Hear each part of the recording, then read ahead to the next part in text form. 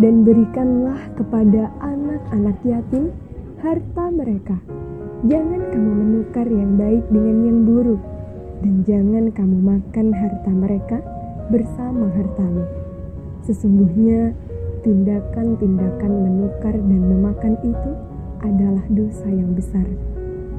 Dan jika kamu takut tidak akan dapat berlaku adil terhadap hak-hak perempuan yatim bila mana kamu mengawininya, maka kawinilah perempuan-perempuan lain yang kamu senangi. 2, 3, atau 4. Kemudian, jika kamu takut tidak akan berbuat adil, maka kawinilah seorang saja atau budak-budak yang kamu miliki. Yang demikian itu adalah lebih dekat kepada tidak berbuat aniaya. Al-Quran Surat An-Nisa ayat 2-3. Menyantuni anak yatim merupakan perbuatan yang sangat mulia. Sebaliknya, berbuat aniaya terhadap anak yatim adalah perbuatan yang sangat hina. Oleh karena itu, kita harus berhati-hati dalam bergaul dengan anak yatim.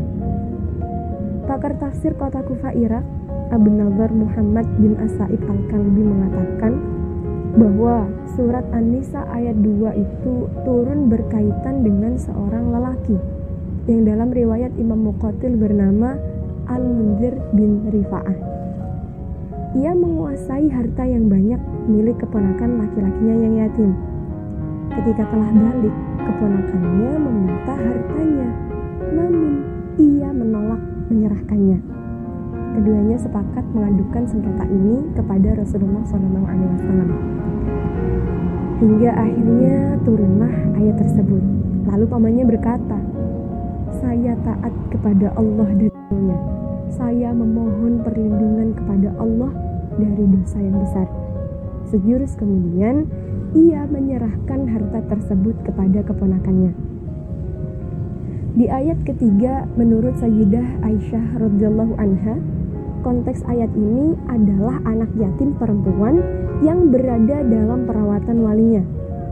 Lalu si wali tertarik akan kecantikan dan harta anak tersebut sehingga ingin menikahinya dengan mahar paling murah. Kemudian bila berhasil menikahinya, si wali akan memperlakukannya dengan perlakuan yang buruk karena tidak akan ada orang yang membelanya. Lalu turunlah ayat ini.